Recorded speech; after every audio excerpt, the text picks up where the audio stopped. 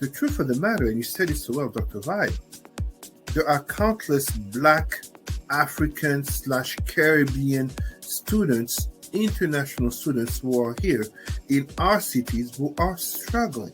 It's hard to know because we don't have like the data to say what is the state of Black health before and after. And that's something that we've been advocating for, right? We need better race-based data that's done in a way that serves us, because race-based data has been collected on different groups in ways that actually cause harm, but we need it to be done with us in a way that What is up, us. everybody? It's Dr. Vibe here, host and producer of the award-winning Dr. Vibe Show, the home of Epic Conversations, and I'm the host of Epic Conversations.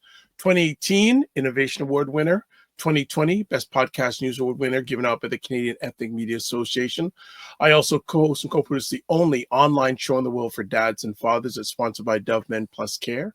And being part of that team since 2020, we reached out directly and indirectly to over 400,000 dads, fathers, and male caregivers around the world. So always I like to say you're blessed, highly favored, a magnet for miracles, and a solution for someone's problem. Broadcasting Sunday, January 12th here in the Toronto area. We've got a little bit of a warm spell today. About a week ago, it was cold, frosty. But things are better now and warmer now, and you are watching live Black Canada Talking, where Black Canadians give their POVs, takes, and opinions on stories and things locally, provincially, nationally, and internationally. So we're here to check it out. Hope you're all doing fine. Thank you for catching us live or on the replay. And let's get into this. So if you want to subscribe to the Dr. Vibe Show on YouTube, please hit the notification button and subscribe. Also, like the Dr. Vibe Show on Facebook, LinkedIn, and Instagram. To all advertise and advertise your business, product, or service on any of the platforms that I'm a part of. Please email me at dr.vibe@vibeshow.com. And you can catch replays of this epic conversation and many other ones that I'm a part of on Indie Soup Media. That's Indie Soup TV, which is independent content creators platform, powered by our good friend Dr. Tachi in the United States, Fort Lauderdale to be exact, about 25 different independent content creators. I am one of them, and also I'm a member of the board of Indie Soup TV or Indie Soup Media.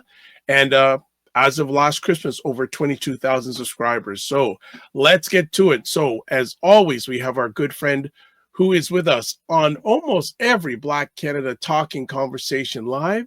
We have up Cesar Ndema-Moussa. What is up, Cesar?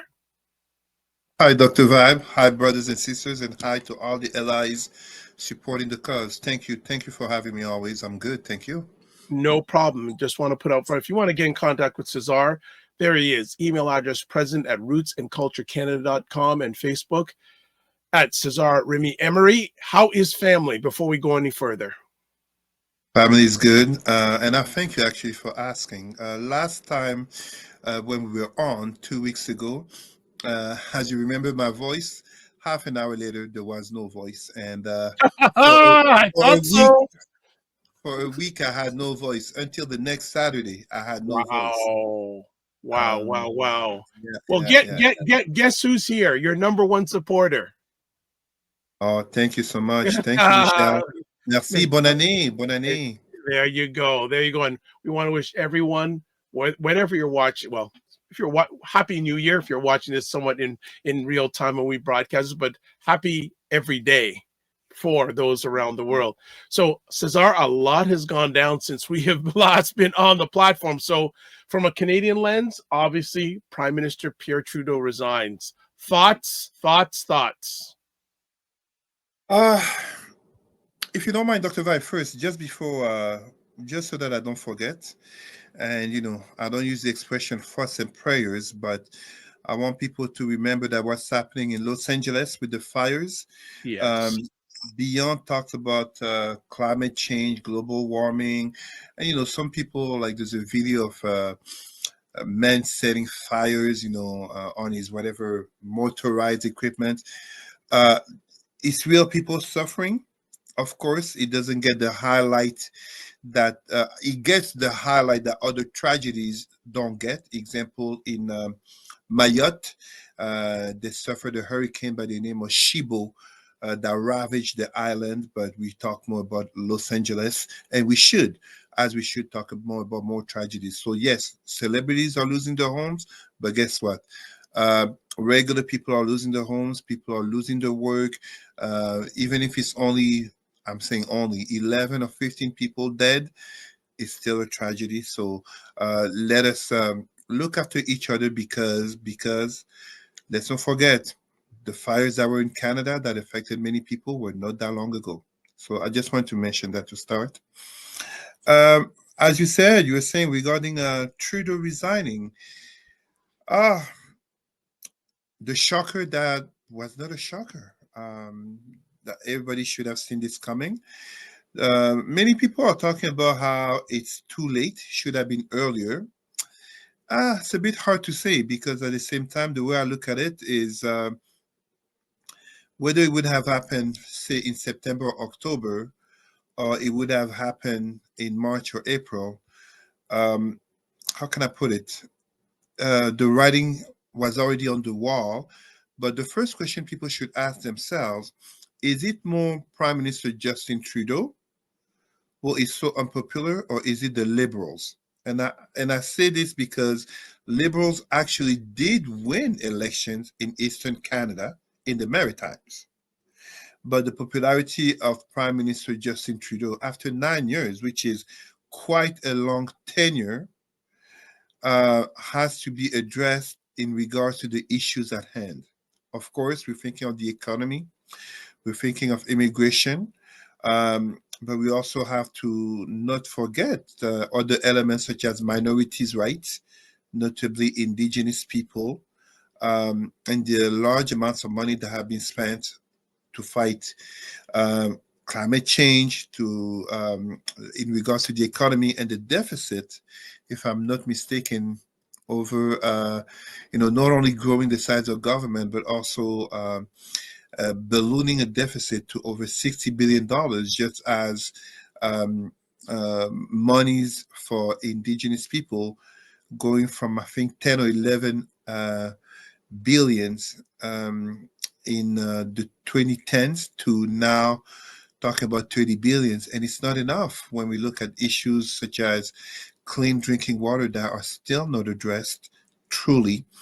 And other issues, but many issues, but we must not forget, and I really say this, um, the Trudeau government has helped to bring down notably child poverty, single mothers, senior citizen, and during COVID, during the lockdowns, and people can argue whether or not there should have even been.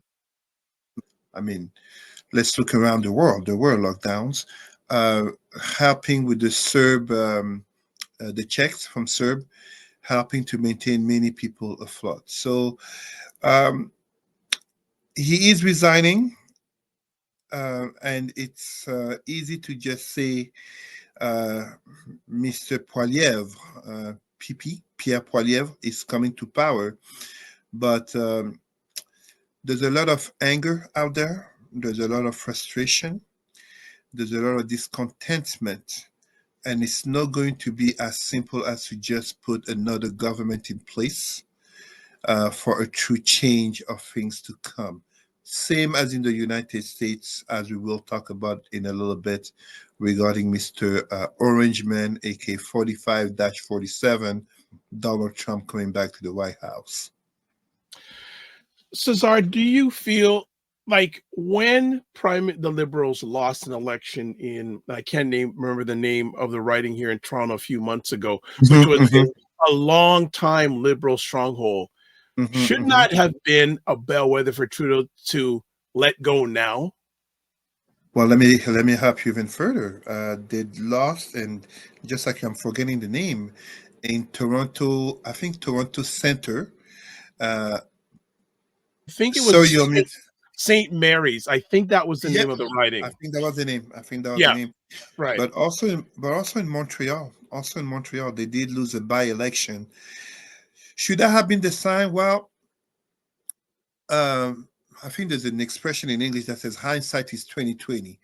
But the truth of the matter is that the nature of power is the first aspect of power is to get to power. The second one is to keep power. So by default, those who are in power, especially if you look at the psychology of those in power, who have been in power for a long time, and notably longer than they were expected, especially if they were not even expected to come to power. Let's not forget that in 2015, the Liberals literally went from third place to winning the government in a majority vote. So they were not even expected to win, but not only did they win, they became the majority. So by default, the psychology is we can do this. It was just a bad news. It's like a team that's used to winning. If they come by halftime and they're losing by 3 or 4 goals, they have the psychology that they can still win. They may not think right away we need to scrap and change everything. You see what I mean? They don't panic. So this is one of the things that happen. And I could agree that, it should have been time, but you have someone in the person of Justin Trudeau, which we have to recognize. It's a quality that we want in a leader. He can fight. He can be combative. Absolutely, you should always have a certain humility to read the room, read the vibe of where the country is going. But at the same time, had he quit then, there could have been people calling him weak, calling him that it's too early. It's basically saying that he basically jumped at the first difficulties. He jumped off the ship. And this is not something that we would expect from someone who's been in power for so long. If you look a few years ago, I'm thinking here, for example, of Great Britain. It took Brexit, such a seismic thing as Brexit for the Prime Minister then to resign. You see? So, and even when you look just last year in the US, what ended up deciding, what's his name, Joe Biden, to retire from the race, it wasn't so much the failed debate, which can happen. It was the mounting pressure that came notably from within. And this is the same thing that we're seeing with Trudeau. It's ultimately the mounting pressure from within and truly, ultimately, Chrystia Freeland, aka Vice Prime Minister resignation.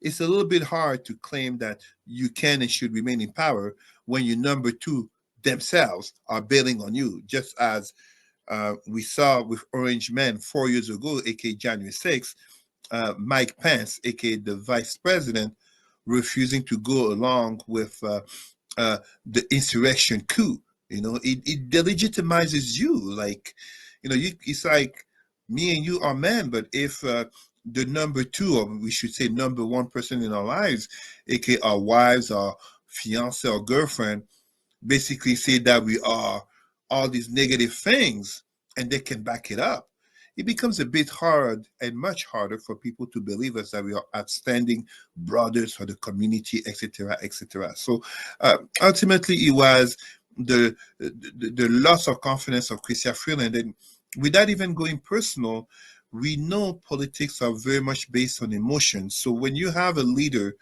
who goes through a separation, uh, not to be regarding his wife, respect for him for making it public, and very transparency and all that. But then he raises questions because we go back a few years ago, the scandal that happened regarding SNC Lavalin and Judith Raymond Tremble. I said her name wrong, but during that scandal that led to two female ministers leaving the liberal camp and eventually the black MP Cesar Chavanez. So three women were left the Liberal flagship. That raised questions regarding Justin Trudeau's claim of being a feminist. So when you have an addition of so many things, the resentment becomes less rational than emotional, as we ended up seeing. And I don't know about you in Toronto, but we see this very well here, notably in Ottawa, the capital region, beyond the freedom truckers convoy of early 2022. There are still a lot of flags that say F Trudeau. It's not so much F liberals, F Canada, but you read it online. A lot of people looking at Canada as having gone down. But if they are honest, this can be said about so many Western, if not all Western countries. The quality of life has gone down, and Trudeau just becomes an easier target to point to. And of course, most of the critics did not refuse the checks that came during the pandemic because they were sent by Trudeau. F Trudeau, but thank you for the check. Understood. My concern for the Liberal Party is Trudeau left it for so long. Mm-hmm. So by March 9th, they're having a leadership race. That's not a lot of time. And then on top of that, we're going to face a spring election, probably. Mm-hmm. So, a number of ministers, especially younger ones, are not running. And I think they're saying, you know what? We don't want to have the responsibility of building the party back up or being pinned from catastrophic loss. Mm-hmm. But I think if he would have resigned early, would have given more time for the next potential leader to organize the party and maybe prevent what could be a catastrophic loss, because whoever comes in now, from the time that they're elected as Liberal leader to the time of election, they won't have time to distance themselves from the Trudeau record. Absolutely. I totally agree. But this is also how politics work. If you look at Ontario politics, what happened after years of, oh my gosh, I'm having a memory blank here. The Ontario Prime Minister was there for like many years and then replaced by Kathleen Wynne. And and we've seen the debacle that has come to the Ontario Liberal Party. It's the nature of power. Like I said, first get to power, number one. Number two, hang on to power. Now, of course, it would have helped in terms of the party, but to what extent it would have made a difference? And also, we literally went from a pandemic to rising out of a pandemic, and now to add to the layers of difficulties, there is an American president was coming back to the White House with a very bullish and bullying and very imperialistic agenda that notably includes targeting Canada. So whoever comes to power, whether they're red or blue, and I'm saying red or blue, I'm sorry, people have to understand that Mr. Pierre Poilievre, that many statistics really seek becoming the next prime minister, he's never been in charge of anything truly. He's been an MP, if I'm correct, since age 24. That's literally like, I mean, I'm sorry, like, people can make fun of Justin Trudeau all they want, but he has experience of having worked before being a politician, having been someone who has experienced real life. You've been an MP since what? Your mid-20s. You haven't experienced real life. Being a politician, it's like having being in your 40s and 50s a celebrity. You've been a celebrity since you were a child. You haven't experienced real life. You've been a celebrity since. So we have to be mindful of that uh, there is whatever a liberal, very unlikely, or a conservative, very likely, notably Mr. Poilievre, becomes the next Prime Minister of Canada, it won't really make a big difference. I mean, there are some liberals that if they were to become Prime Minister, let's say such as, I think he said he's not running, Dominique Leblanc, there will be more confidence in him as a prime minister. But I'm going to surprise maybe some people here. Among conservative, Doug Ford would make a far better prime minister than many would like to think. But he's not running. He's not going to run for prime minister of Canada. But I would have a lot more confidence. And this is Doug Ford. That remember when he came to running, people were like, he has no experience. Who is he? No, he's a former businessman who has been active, and now he has years of being Prime Minister of Canada, of Ontario. Yes, with populist policies, but he does have that experience. And I want to go a little bit further on this. Oh, by the way, your campaign has started. Michelle saying Cesar for Prime Minister. Bring logic back, please. Thank you, Michelle. Very kind of you. I don't think Canada is ready for a Pan-Africanist Prime Minister. I don't think so. But I heard a commentator today say something very interesting, that in the past, if you look at someone like Jean Chrétien, former Prime Minister, he campaigned left, but he governed center. And they were Yeah. saying maybe Trudeau's downfall is he campaigned left and he leaned left. And a lot of liberals Yes. are saying we got to take the party back to the center. Yes. But that is relatively true. In my humble opinion, absolutely, I understand how people would view that Trudeau campaigned left and governed left when you look at, for example, um, um, the progress regarding indigenous relations. I'm saying this, the leaders of the AFN uh, and indigenous leaders would probably agree that he did, would probably disagree that he didn't do enough. Uh, but even in terms of supporting, recognizing systemic racism in Canada, recognizing the United Nations Declaration for People of African Descent, you know, whatever he would do, there will be people who will say that he didn't go far enough on the left agenda. Meanwhile, if we are truly honest, this conversation is beyond Canada. I'll talk about it more when we talk about Trump, but this is a conversation about the changing and evolving nature of democracy, which is seeing the Western world become further aligned to the right. The year 2024 elections around the world, democracy lost. People have to understand democracy lost.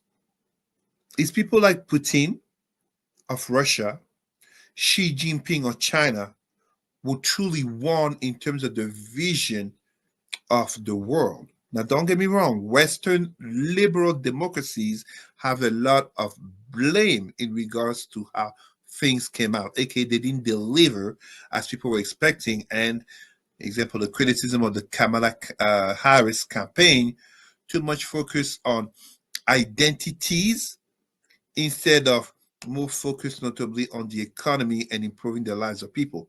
But even that is a lie because those on the right, that's the same thing they will do. I give you an example right here. We Trump trolling that Canada would become the 51st state of the United States, which would be quite funny because as Brother Van Jones, and I'm not exactly a fan of Brother Van Jones, but sometimes he does say very good things. As he says, Canada would be a pretty blue state in the US, but trolling that Canada will become the 51st state in the US and having someone like Elon Musk disrespect our prime minister, just as he's disrespecting the prime minister of England and attacking, notably in Germany, etc., etc. We talk about it in a bit.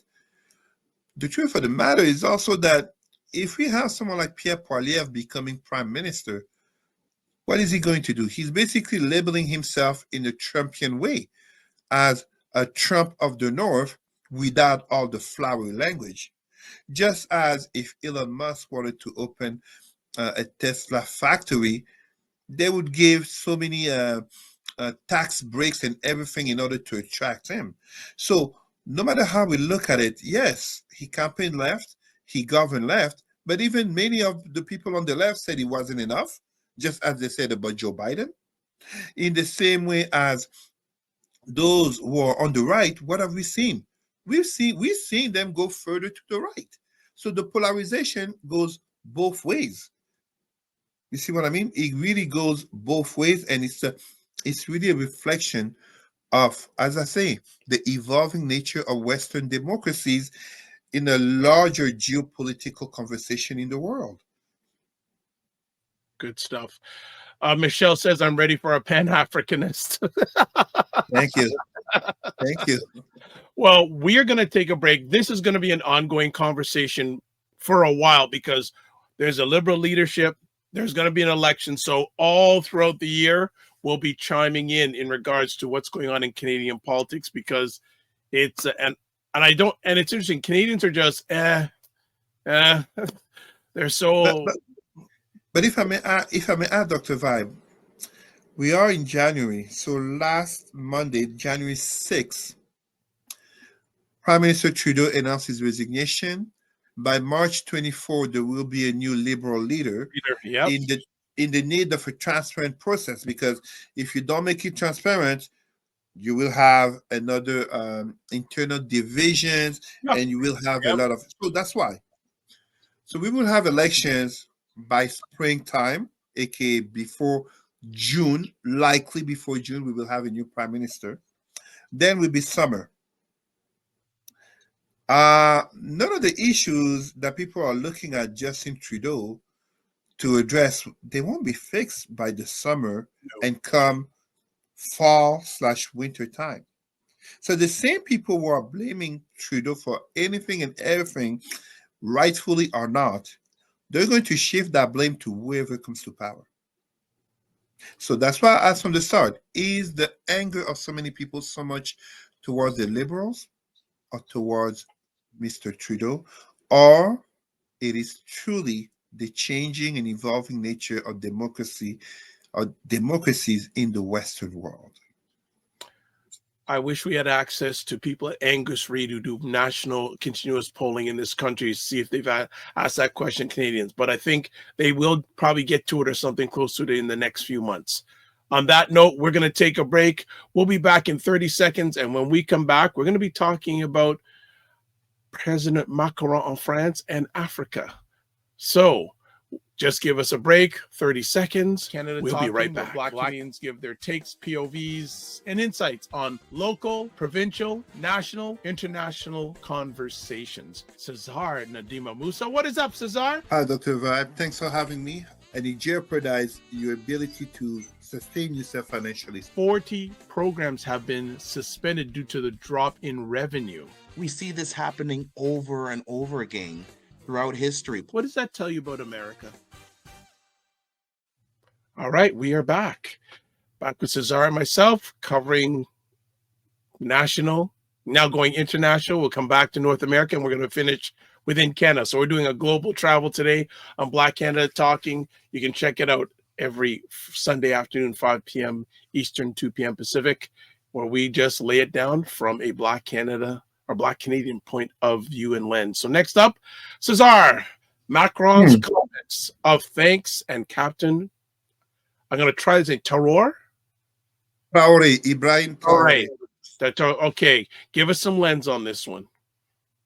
Well, so this was last week. President Macron made a speech in quite typical of French leadership. So you can see here, you can't really see, but where I point the finger here is the first political article about me that got published this back in 2007, where then French President Nicolas Sarkozy basically said in Dakar, Senegal, that the African men had not entered history, which was really insulting to many.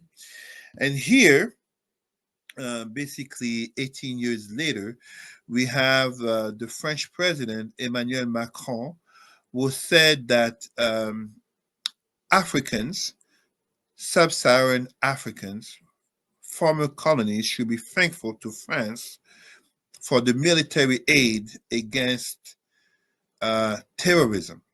So let us connect the dots here. Mr. Sarkozy here was directly responsible in coalition with Tony Blair of England and Barack Obama of the USA. They were responsible for bringing down Libya's leader and a Pan-Africanist, not a Pan-Africanist at first, but he went from a Pan-Arabist to a Pan-Arabian leader to becoming Pan-Africanist. I'm talking about Muammar Gaddafi. Bringing him down basically opened the flood of what we came to know as the African migrants dying in the Mediterranean Sea, and also the destabilization of states in the Sahel region, leading to international terrorism. And I gave the name of an organization many people have heard about, Boko Haram. It's important to, we should not take lightly this type of comments, because it perpetuates the notion of unequal power relations in the world. and notably the perpetuation of what's called neocolonialism, aka the direct form of colonialism has ended, but it continues under different ways. Um, it is not for African nations to be thankful to France for having sent the military when France directly was involved, to destabilize its African nations. It's like saying thank you to your neighbor for fighting the fire that they actually came into your house to start, because that's literally what it is. This is after not just decades of colonization, but also centuries of slavery practiced in Western Africa. Um, and it is further insulting because what you end up having here is also that the destabilization of notably Western Africa, but also Central Africa since 2011. People have to understand there are French, just as American bases, military bases in Africa. There is no such a thing as an African base in France, USA, Canada. And yet, there are Western nations, especially France, but also the USA, African Command, that have bases in Africa.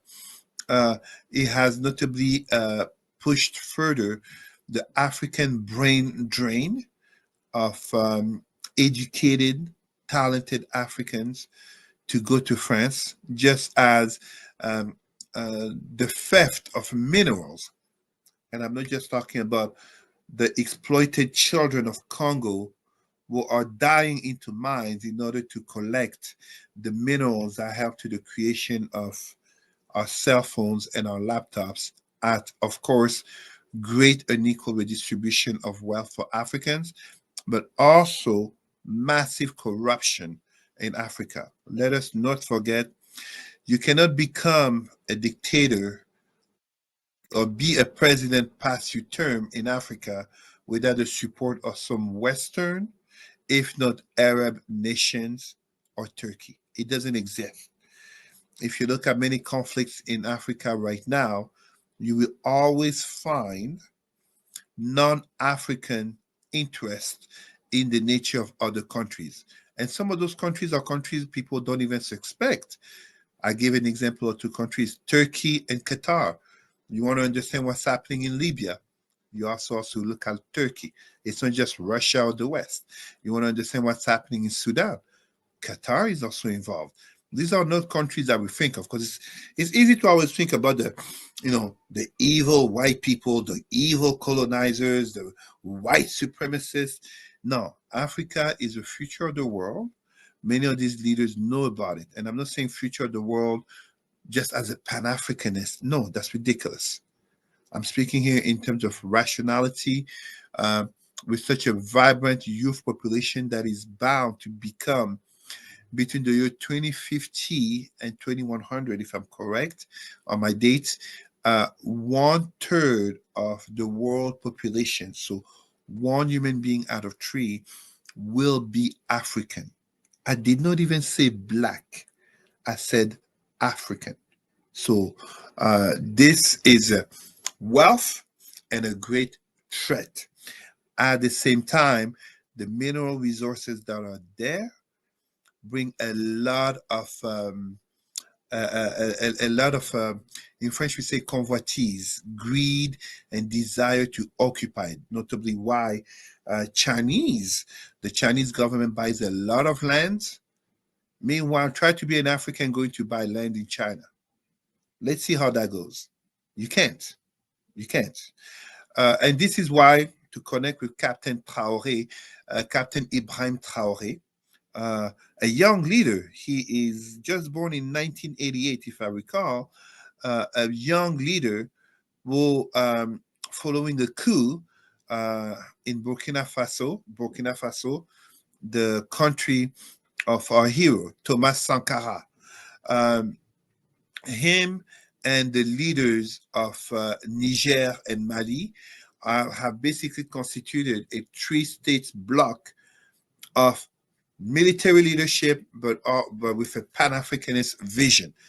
as Thomas Sankara, but also Jerry Rawlings of Ghana were talking about. And Captain Traore had a hero's welcome when he went to Ghana, notably as he's pushing forth. This is not pushing forth an anti-white or necessarily anti-West rhetoric, but is definitely pushing forth a true African independence outside of neocolonization, outside of foreign interference. And for those who would basically bring the criticism, the kicking the French and the Americans out, but they're welcoming the Russians. Well, this is just basic, predictable strategy in which if I can't defend myself against you, I will become the enemy, the friend of your enemy, in order to look for support. So, yeah. The concern I have about this is just France was probably, would you say, a few conversation pieces, would you say historically that France has been the biggest offender of imperialism in the continent of Africa? I wouldn't say that. It absolutely seems to be so. It absolutely does. But it's not exactly the proper narrative when looking at it. So, if you want to look at oppression in terms of the African continent, we have to exit the usual length of colonization that began at the end of the 19th century with the African cake at the Berlin Conference of 1884-1885. If we really want to look at it, in terms of oppression of Africans, we pretty much would have to look from as far back. I mean, I'm not going to do too much history here, but we can look as far back as the 6th century before our common era, when the Persians or Cyrus conquered Kemet, ancient Egypt, and then they were replaced by the Greeks of Alexander. But the Greeks of Alexander were welcome as liberators, and the Greeks of Alexander were replaced by the Romans of Augustus Caesar, so the nephew and adoptive son of Julius Caesar. And they were replaced, and this is where the nature of oppression really changed, where the Romans were really occupying what today we call Egypt, Kemet, ancient Pharaonic Black Egypt, and Northern Africa, when the Arab armies came and invaded, coming from the east, starting in Egypt in 639, and what is called the BACT Treaty, BACT, B-A-K-T Treaty, which formally began the enslavement of Africans, notably, not just, but notably on the basis of race in 639 in the 7th century. Almost, so technically 8 centuries before white people, the Arab Muslim armies invaded all of Northern Africa, and the nature of power basically made it that you had African leaders who were converting to Islam, not because of belief, but because of personal interest, and one of those interests being to not only keep the crown on the head, but keep the head on the neck. So, because generally Muslim invasion worked in terms of either you convert or we invade you, we keep you alive, you pay the jizya, which is the Muslim tax, or basically if you convert, you become our allies and you help to spread Islam. And this is why for over 1,000 years, and this is what Boko Haram, just as Al-Shabaab, Boko Haram in Nigeria, Al-Shabaab in Somalia, one of the things that they do is that these Islamist terrorist organizations force the spread of Islam in what is called a jihad, basically a holy war. Now, when we come to white people, you have to truly look, and I'm going to give the specific dates here, 1443, 1444, when the Portuguese began the enslavement of Africans in a small island by the name of Capo Verde.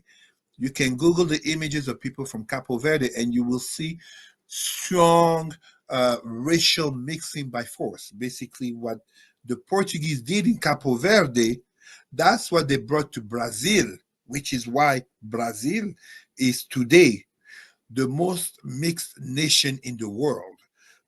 And further to that, when you have the Berlin Conference that happened after centuries of enslavement, so from Christopher Columbus, 1492, but really the beginning of the 16th century to the end of the 19th century, in order to further fuel capitalism and industrialization. And one of the goals of the Berlin Conference was to prevent or delay a European war, which still happened with World War One. What happened is that when they cut the African cake, those who stayed in power, eventually after World War One, the biggest winners, the French and the British, they just continued the form of oppression, but oppression by also creating social classes of those who would basically be, such as we would say today, the supervisors, Africans supervising other Africans in order to continue the oppression. So whether we look at the Belgians, whether we look at the French or the British, the same thing that happened notably in India, which is why notably in India, you do have kind of a superior caste, which is closer to the former British Raj, R-A-J, basically the British representative of Queen Victoria and the empire over there. So to say the French were the ones were most oppressed is very important. After World War II, very important detail most people don't know. In ideology, the winners of World War II were rightfully um, the Soviet Union of the communists and the United States of America, aka the capitalists. Both capitalism and communism oppose colonization for ideological reasons. But ideology is one thing, the reality is another. The reason why France literally got to maintain its foothold on its colonies even after the year 1960, aka the year of Africa, because so many African countries became independent, is actually because France had the green light of the USA. They had the green light of the USA, notably in order to control these African countries for votes at the United Nations.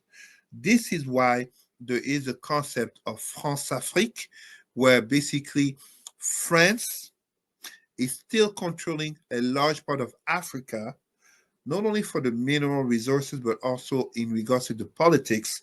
And you can see the corruption. Many French presidents, the campaigns, but also monies that they made, their own enrichment came from stolen money and minerals out of Africa. The former French president, Nicolas Sarkozy, notably is on trial in France years later. He's on trial still regarding Libyan money that helped to fund his campaign. And at the same time, like I was saying, even in my own birth country, let me not be a hypocrite here. My own birth country, Africa has two particularities. The youngest state leader is in Africa. I think it used to be Captain Traore, but I think now it's the Senegalese president. But Africa also has the oldest state leader in the person of Paul Biya, who is the president of Cameroon. So the nature of oppression, it may change faces, it may change discourse, but France is France is a tool of the Western world and also of America in the maintaining of the oppression of Africa with any and all justified reasons that it can provide. But like I remind people, if you have French and American bases in Africa, show me the African base in France or in the USA. People can't even think of such a thing, and there shouldn't be. Got you. All right, we're going to move on to another conversation now. But yes, I was going to say, Cesar, have your water. You're seeing me have my water. You're doing a little bit more sharing than myself. So I want to encourage you to drink the water while we're doing take your time. All right, next up, 47's imperialism. And before we get into that, just ironically, we talked earlier on about the day that Prime Minister Trudeau resigned, and also the day that was also, if I'm not mistaken, was that not also the day? Yes, it was the day, the anniversary of the January 6th resurrection. But 47's imperialism saying, can it be a great 51st state?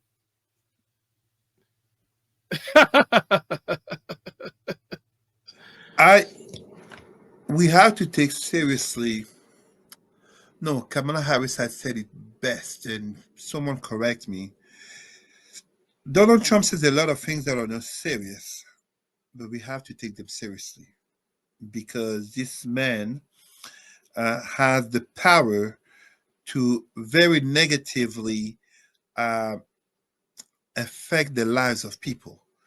For those, notably MAGA and notably Black MAGA wannabes, and I'm saying I no longer say Black MAGA, I say Black MAGA wannabes because sooner or later they experience racism from the white MAGAs, aka the majority, aka the true MAGA.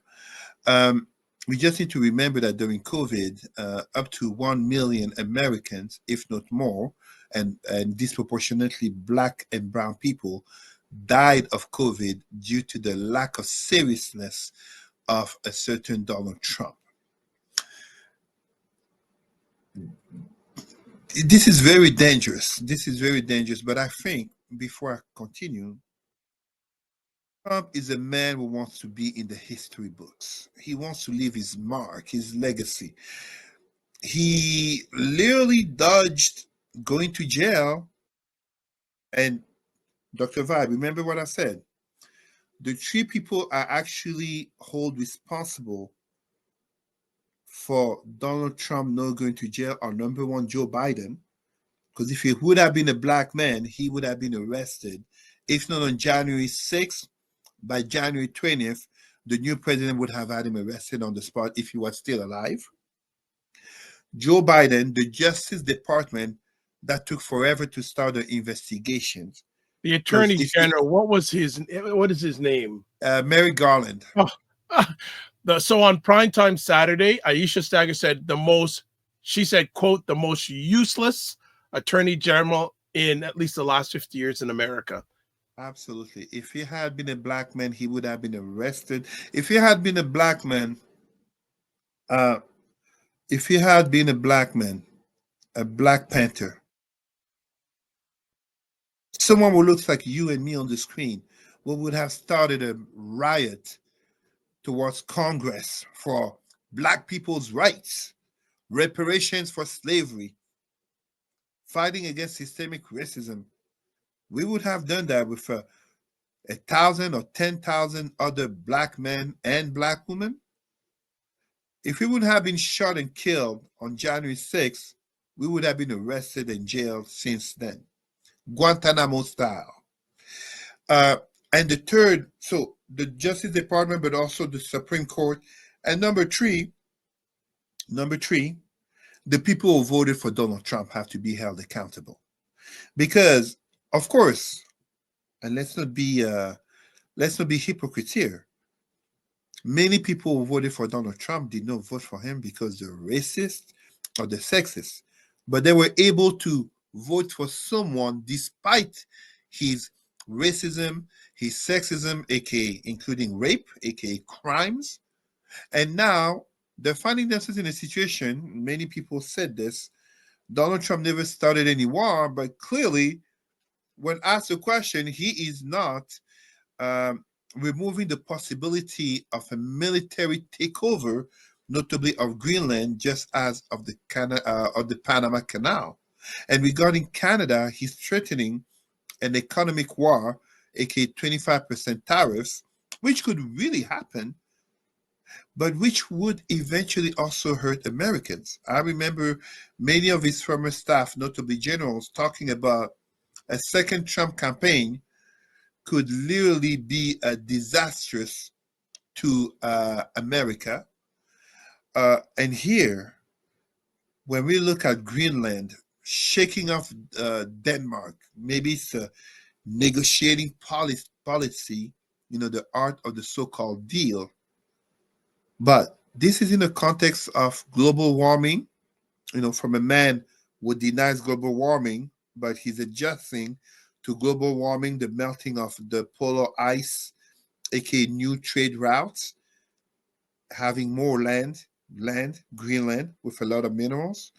And in terms of Panama, which is very much lined alongside the BRICS in terms of challenging the Western-led order and more Chinese presence.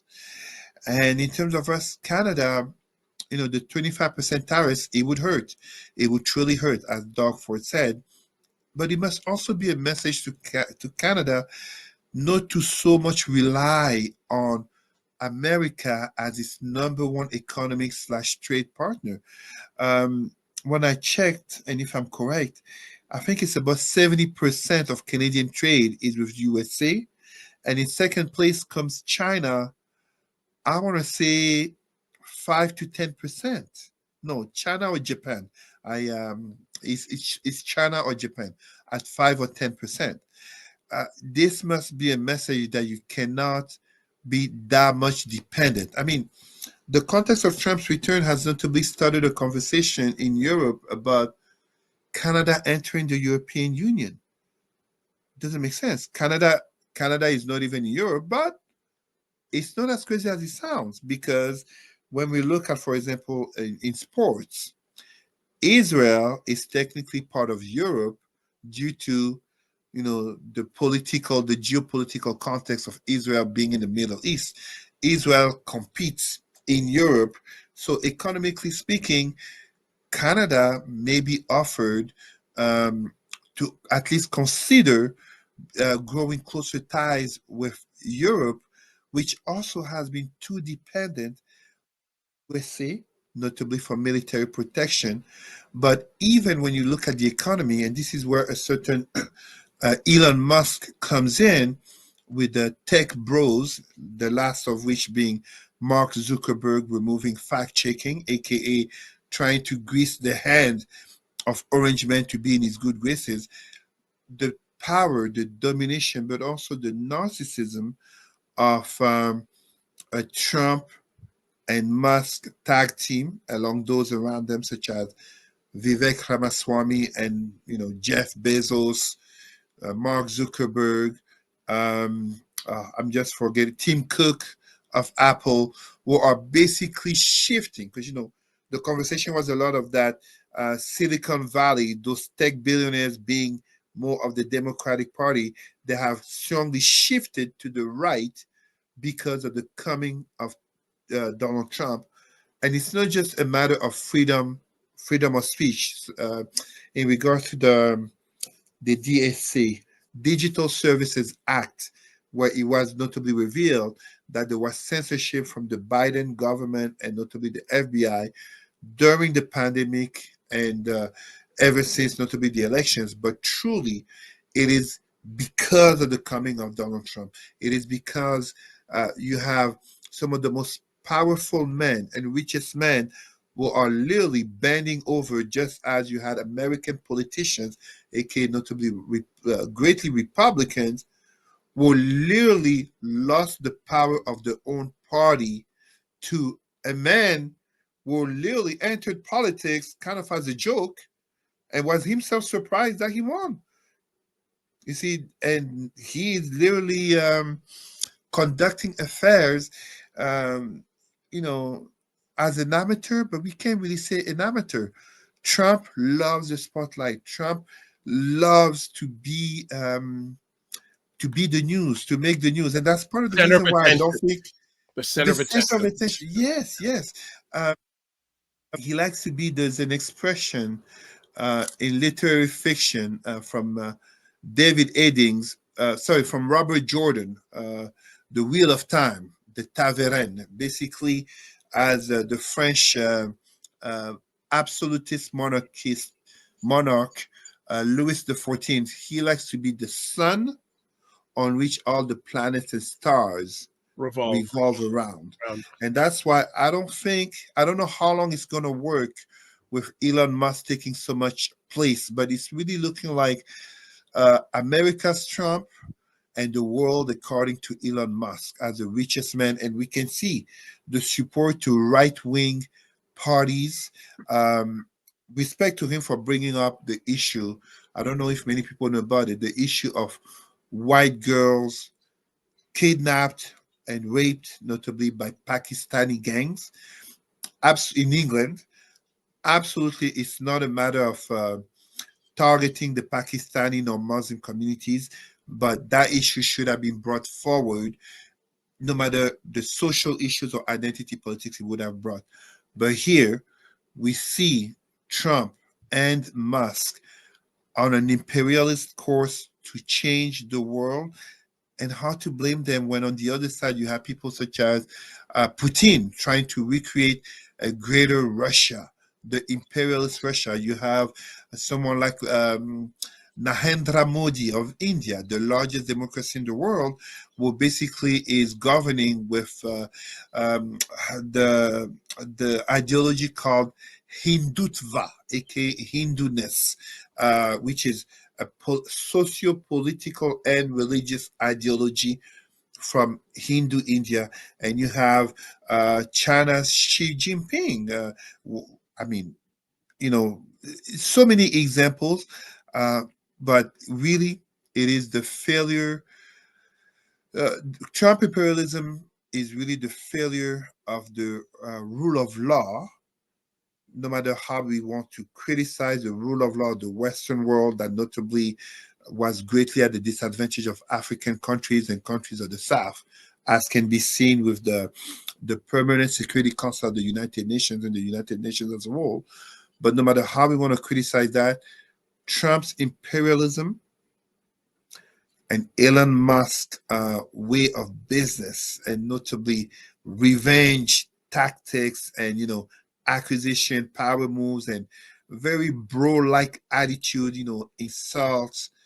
insults and trolling, etc. It is the nature of the world that we live in. Lots Yeah. of democracy and lots of class. Lots of class. I I just was want a to let little you bit long, so No, I it's okay. I just apologize for also the want to. length. You had mentioned about Canada's Trump trading partners. I'm just showing on the screen if you're watching live or in a replay. Mm, During 2023, United States 77.6% of total Canadian exports, yeah. China 4%, Japan 2.1%, United Kingdom 1.8%, Mexico 1.1%, Netherlands 1%. So realize that over 9/10 of Canadian exports were delivered to the top 15 trade partners, including Australia, all that. But almost 70% of Canadian exports go to the United It's States. ridiculous. It's a bad strategy. It's literally, how do you call that? You're handcuffing yourself to someone who is already more powerful than you. It's a toxic relationship of dependency, because let's be honest, Trump is right about one thing. Why is nobody attacking Canada? It's truly because of USA. So indeed, Canada has created too great of a dependency on the United States, which wasn't always the case. Uh, Canada actually used to be more independent decades ago, notably the exit of World War II. 78% of trade with the USA. I mean, we have to find other ways. It's not normal that 78% with the United States, and right underneath we have Mexico, 1%. And meanwhile, we talk about NAFTA, we talk about free trade agreement. That's not a free trade agreement.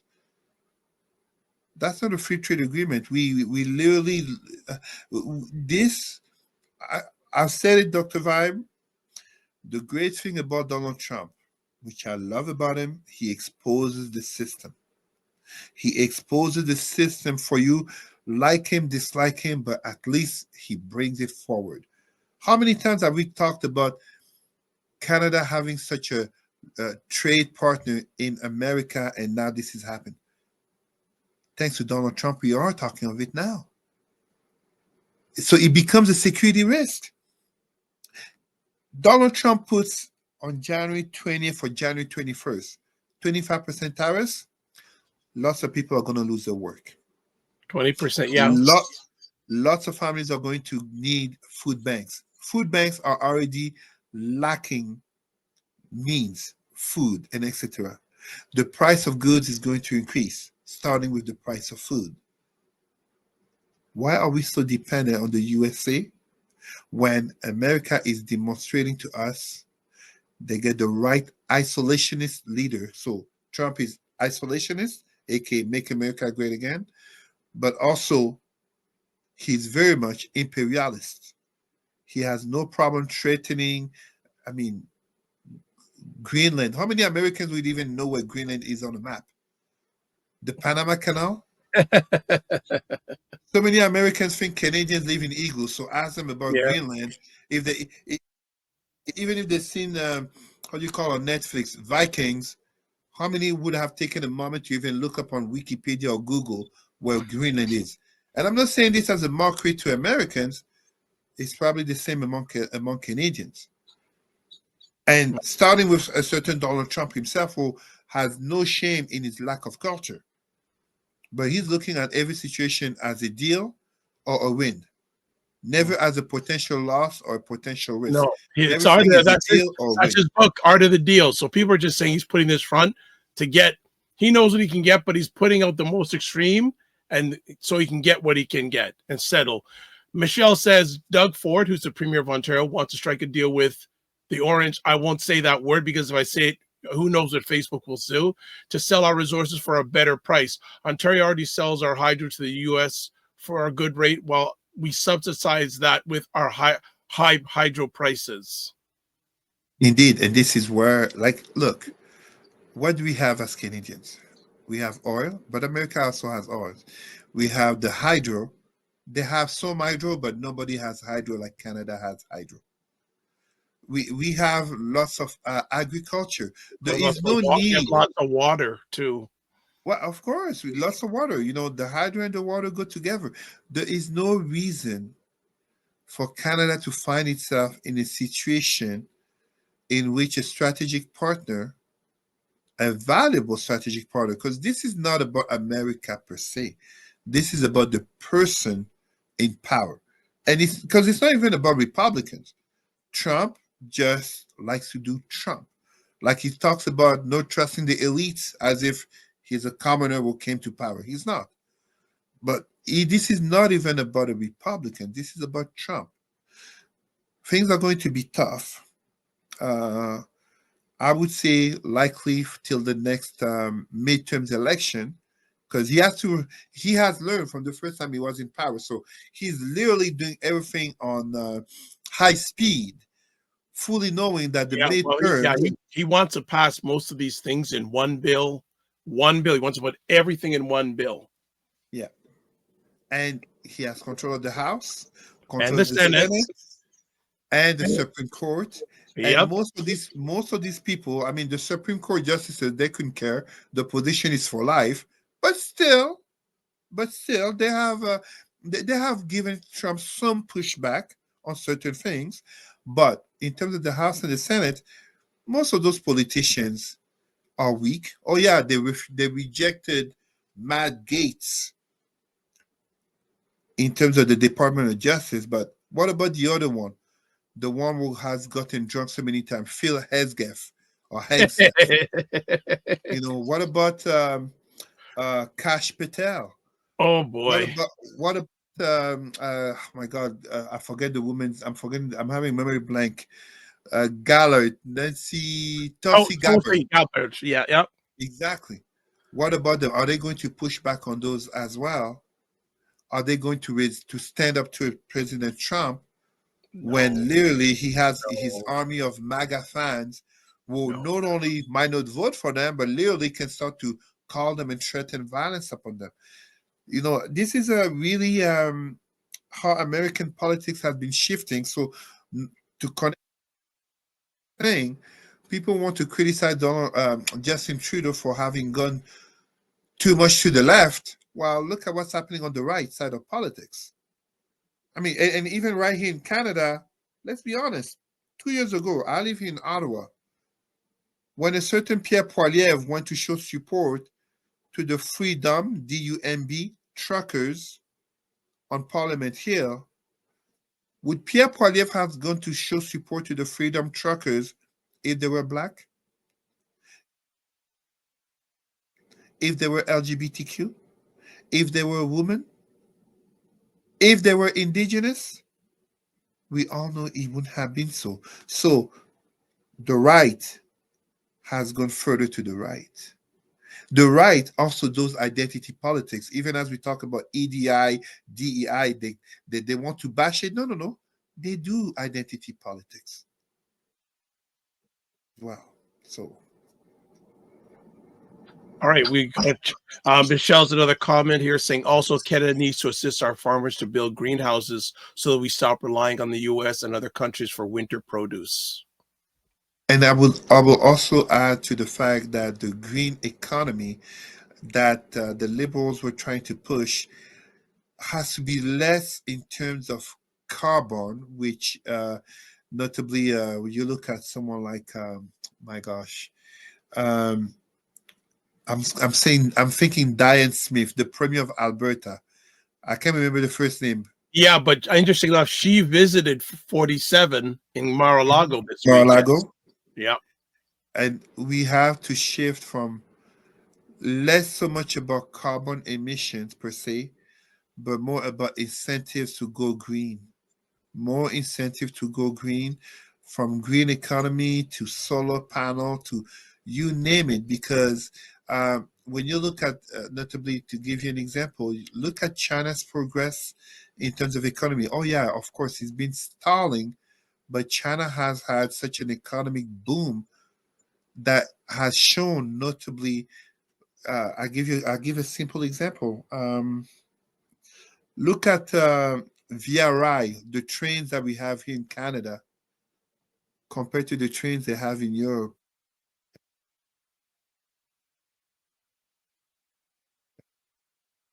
That should give you an idea. So there's no reason why we are so much behind and notably so dependent. Canada is a bigger country than the United States. And I don't even think, although there are many Canadians who would love to have an American passport, I don't think that's the majority of Canadians. I think it's kind of like you can love USA without wanting to be part of USA and have the issues of USA, such as healthcare, immigration, Mm, gun and drug violence, mm. and the nature of the politics. Well, the interesting thing, one of the interesting things that's come out with 47's imperial rage is that you see a lot of Canadians saying, we don't want to be part of America. And look, this can, I mean, depending on who comes to power next, likely to be Mr. Pierre Poilievre, will we see a new type of Canadian nationalism that basically rely on Well, what makes us different and it's what makes very us. interesting. Very interesting. We have not heard hardly anything on Mr. Polyev really about 47's imperialism. Well, because he's a Trumpian type of candidate. He fashions himself. When Bolsonaro was in power in Brazil, we were talking about tropical Trump. With Poilievre, we're talking about Trump of the North. Like Game of Thrones, King of the North, Trump of the North.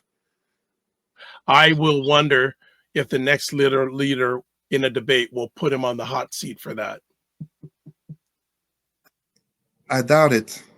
I doubt it honestly, because even if it's mentioned, you basically would have people who are so, and this is an unfortunate part of democracy, which, for all that we can say that democracy is not perfect, but it is the best type of regime, while it's still part of human nature, in which people thinking about the interests are not going to push so much on certain issues.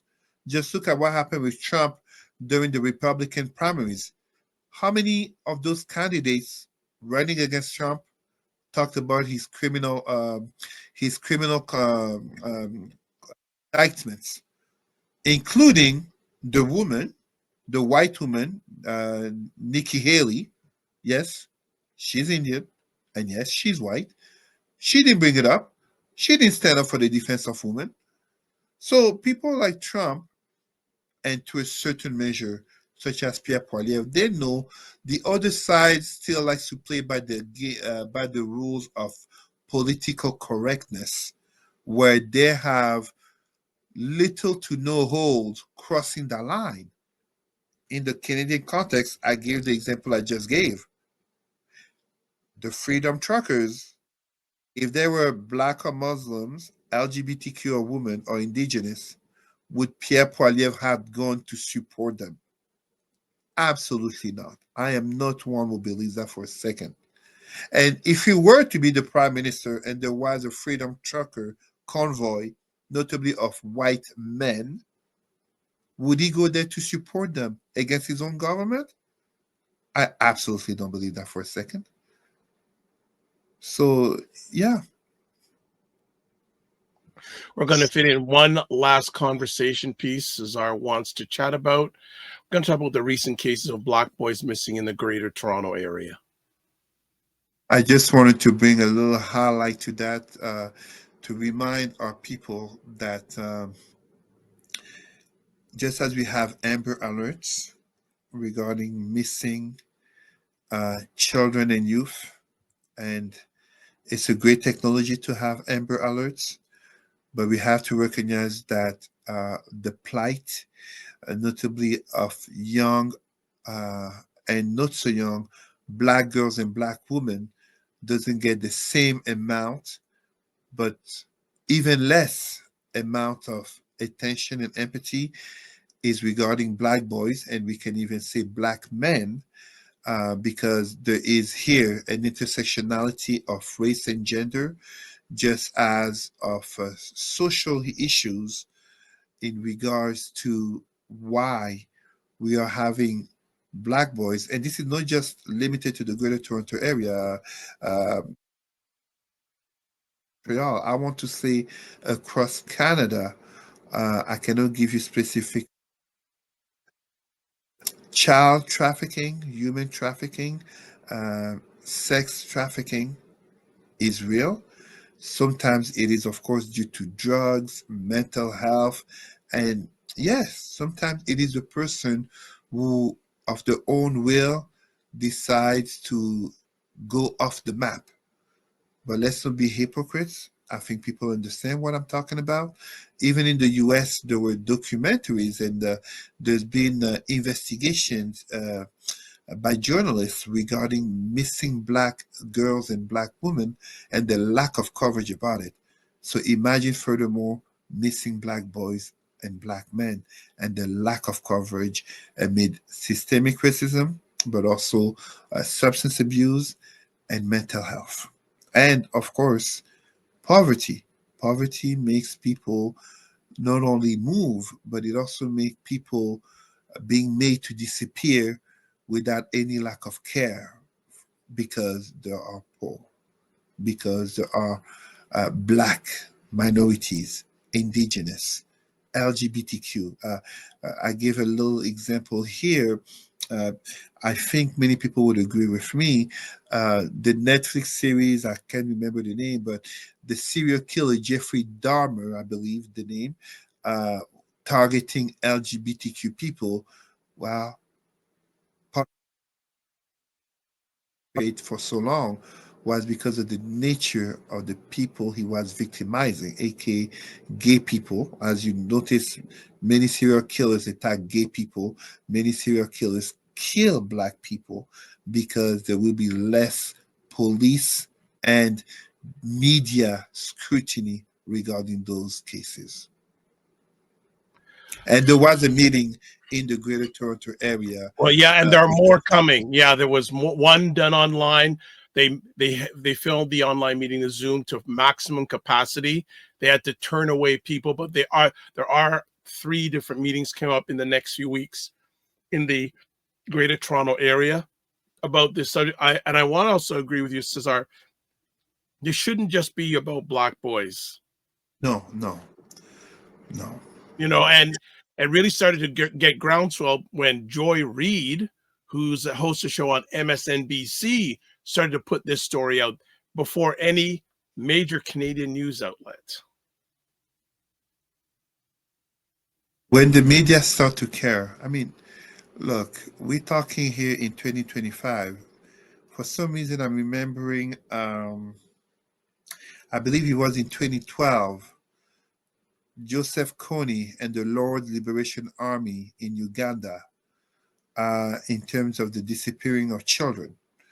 I'm also thinking of 2014, Michelle Obama, regarding Boko Haram, bring back our girls. It shouldn't take a celebrity, it shouldn't take the media, but we know how human nature, notably in the 21st century of internet access and mass information, even through social platforms, it helps when we have people coming together, notably celebrities, to bring awareness to an issue. On that note, we're going to call it for today's conversation. As always, I want to say thank you to Cesar for taking the time out of his positive, productive schedule to hang out with us today. Also, if you want to get a hold of Cesar, again, email address is present at rootsandculturecanada.com. Facebook, Cesar Remy Emery. Cesar, anything coming up in the next few weeks? Conferences, trainings, and of course, um, keeping the flame of Pan Africanism alive. Very quickly, I just remember this. I want to give my congratulations to all our brothers and sisters, notably from the United States, who have recently become citizens of the first African state out of colonization, aka Ghana, notably our brother Umar Johnson, uh, who became a citizen of the state of Ghana in Western Africa. So, my people, don't wait for Black History Month to look up your ancestry. Free promotion, africanancestry.com. That's what I recommend. But also, let us educate Black youth and non-Black youth. We have more and more mixed families, white family members, interracial couples. Educate all the children, educate your partner, whatever the skin color, uh, educate your colleagues. They're not just to be black of skin, black of mind. I was here today actually before I came on the show. Um, um, I was I had my daughter. She had her play sisters, so black children of the neighborhood. They were they came over and I put the movie Mufasa, the movie in the theaters. I put it on TV for them, and beyond the fact that Beyonce, Blue Ivy, etc. in there, I was telling them about traditional Africa, and then we went to Google, showing them pictures and showing them that children animation, Kirikou. Some people may know the name Kirikou. Educate our people. Don't wait for Black History Month. Black pride, black knowledge, black excellence is 365, 366 6 days a week, as it should be for all people, independently of the roots. All right. And as always, your number one fest says thank you all. Thank And you, as Michelle. always, I like to say, don't just manage your time, manage your energy, and you and your family remember to give each other grace. We'll see you, brother. All right. That is another epic conversation. Cesar is out. He is out. So thank you, everyone, for watching live on the replay. Let me just do this here and say, hey, if you want to get a hold of me, website www.thedrvibeshow.com, YouTube, Facebook, and LinkedIn, The Dr. Vibe Show, Instagram at The Dr. Vibe Show, X/Twitter at DRVIBESHOW, and email dr.vibe at the drvibeshow.com. As always, subscribe to The Dr. Vibe Show on YouTube and hit the notification button. Also, like the Dr. Vibe Show on Facebook, LinkedIn, and Instagram. And if you want to advertise your business, product, or service on any of the platforms that I'm a part of, email me, please. dr.vibe at the drvibeshow.com. All right, as we ended off today, this is how we're going to do it. Live your life as a dream. If you can dream it, you can make it. Sometimes you have to get small to get stronger. Block assumptions, then aim bigger, aim better, aim higher, aim wider. Love, faith, and respect. And always remember, if you're not making money, make history. God bless. Peace be well. Keep the faith and walk good. And thanks for watching live and on the replay.